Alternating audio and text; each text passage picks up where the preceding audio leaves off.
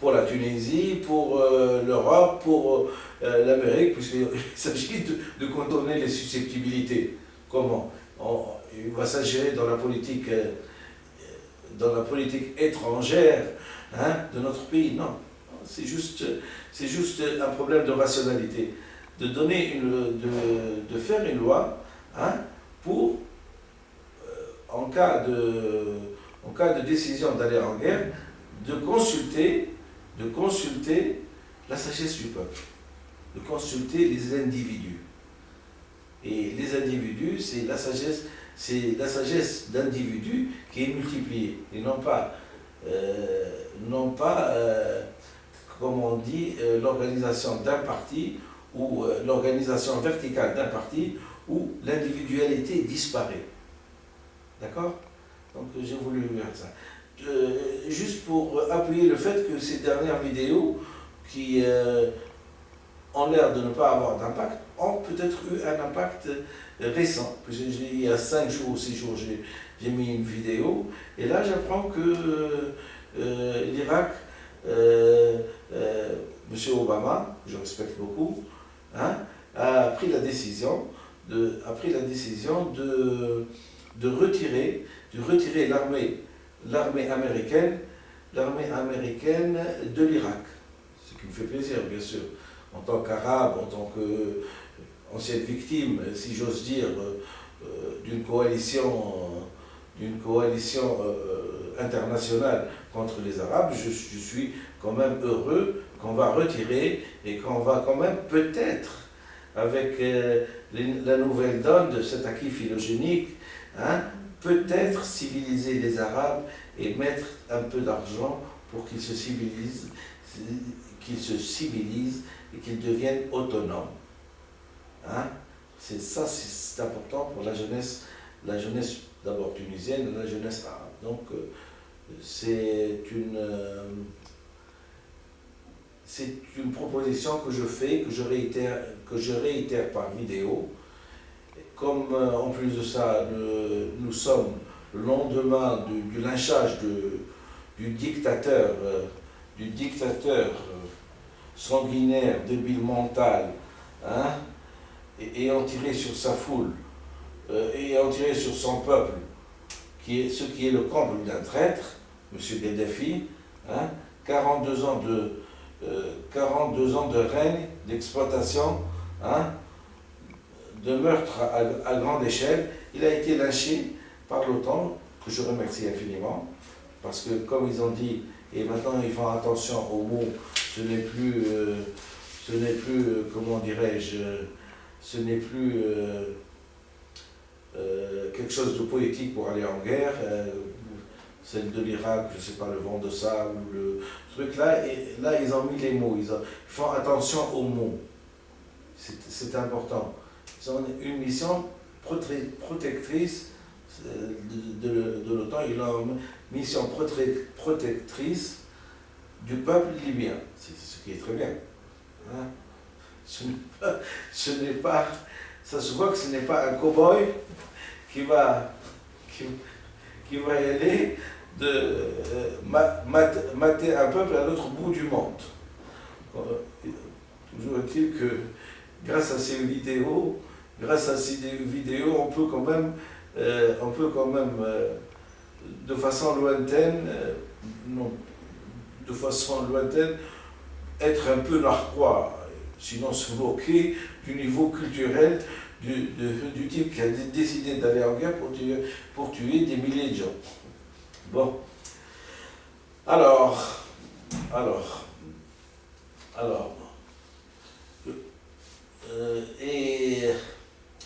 bon, j'ai tenu à vous dire qu'on était de plus en plus nombreux, et vous êtes de plus en plus nombreux à regarder ces vidéos. Et j'ai enregistré, comme ils ont un système de comptabilité sur YouTube, j'ai enregistré 1280 internautes qui rentrent chaque jour voir mes vidéos.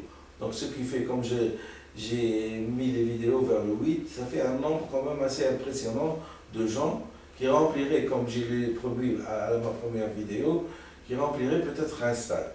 Ce qui me satisfait, bien que c'est du virtuel. Et comme le virtuel, maintenant, parfois dans la vie, il peut prendre le pas sur la réalité, ça me satisfait beaucoup. Alors,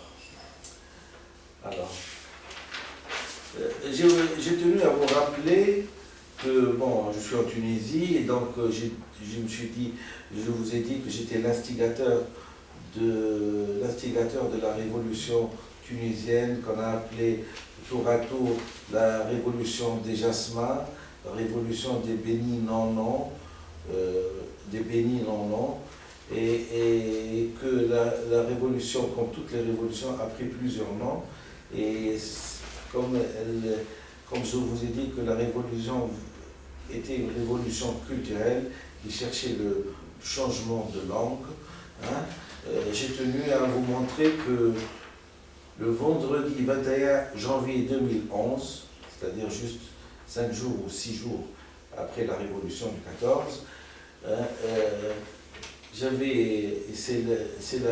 c'est le seul article paru sur le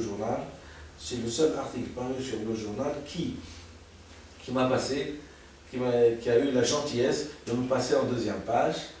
Et donc, un médecin citoyen se propose. Docteur Benfis Ahmed.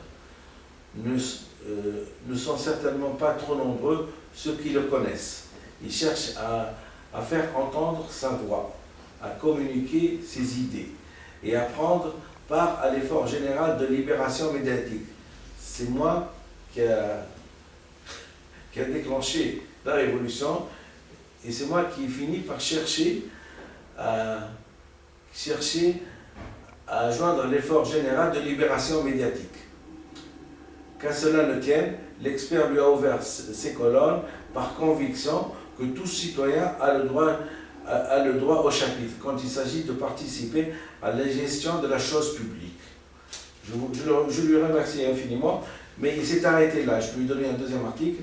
Il a vu que j'avais commencé. D'ailleurs, je vais vous la lire puisqu'elle est datée du 17 janvier 2011 et parue le 21 janvier 2011.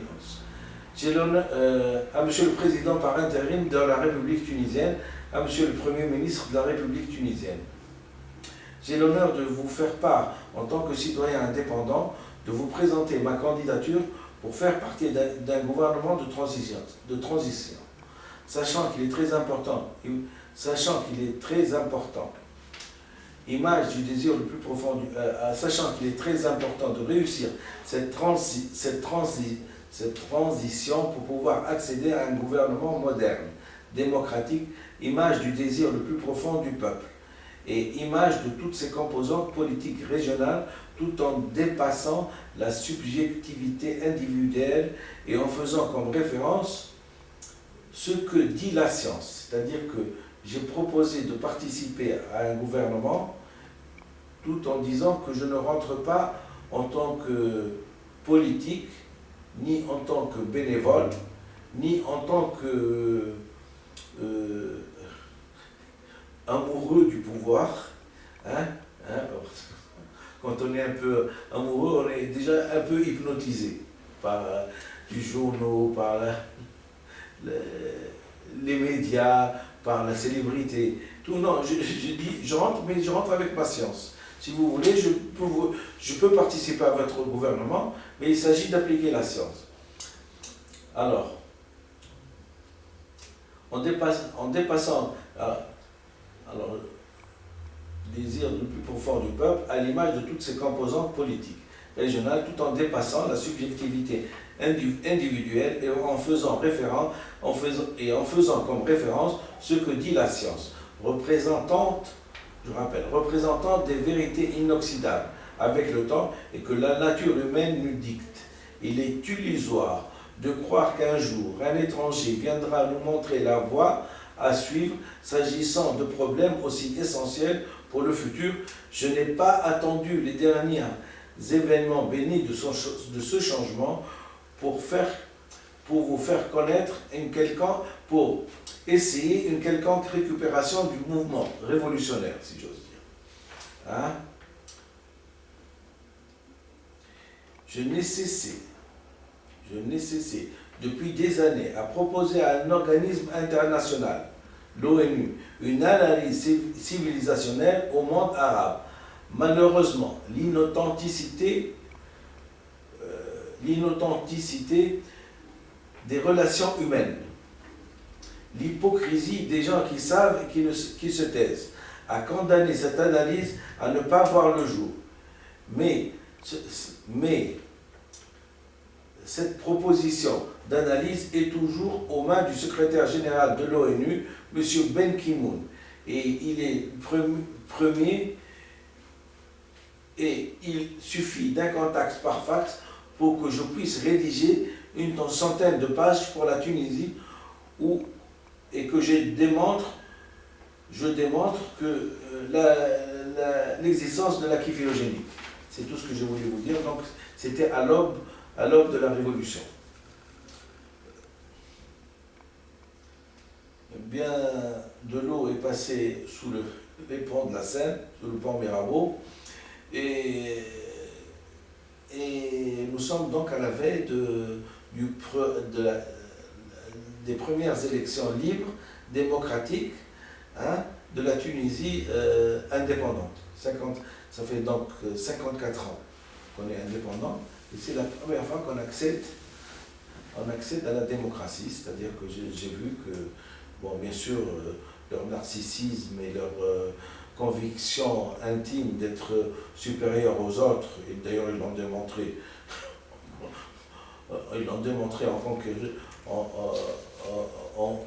en conquête du passé pendant 54 ans. Là, ils ont préféré ne pas accepter le protocole de vote que j'ai inventé, que j'ai décrit à l'ONU, et ils se sont organisés pour jeter 100 milliards de dinars, 100 milliards de dinars, dans les conditions humaines de ces pauvres attendent le droit, des pauvres de la Tunisie attendent le droit. 100 milliards de dinars, juste pour que le portable ne soit pas admis. Et nous sommes, bon, le fait est là, c'est que nous sommes à la veille d'une démocratie, à la veille d'élections libres et démocratiques. Bon, donc nous touchons un petit peu à la fin de la période de transition, qui est importante, parce que elle est importante, la période de transition, parce qu'on a le droit de parler, mais comme c'est mon cas, comme je mets en doute l'ordre établi, hein, je peux le mettre en doute en écrivant quelque chose. Je ne peux pas le réclamer dans les journaux, parce que ma vie dépendrait. Donc je me suis tu. J'ai dit, puisque le gouvernement a l'air de faire la sourde oreille, il vaut mieux ne pas, il vaut mieux ne pas caresser le chien, il vaut mieux caresser le chien dans le bon sens de son poil. Sinon, il risque de retrouver ses anciens réflexes qui sont bien établis, déjà sous l'ère de Bourguiba. Tristement célèbre, puisqu'on s'est aperçu que le monsieur a mené la barque à l'encontre de la civilisation. Et il faut bien l'entendre et réclamer, parler et convaincre le peuple, le tromper dans le sens de l'écriture. C'est extraordinaire. C'est ça la paranoïa d'ailleurs. Surestimation de soi, psychorigidité, méfiance. C'est ça, c'est une trilogie, la paranoïa. Et comme j'ai dit que c'était un président paranoïaque, donc c'était un président délirant. Et son délire, effectivement, il l'a fait partager à d'autres en les traînant dans la conquête du passé. D'accord ? Parfois je parle scientifique, parfois je parle descriptif, puisque les exemples foisonnent autour de moi. Bon, nous sommes arrivés donc le 22 septembre 2011 et j'ai faxé hier une lettre que je vais vous lire. Donc, docteur Bénéfice Ahmed, diplômé de la faculté de médecine de Toulouse, etc.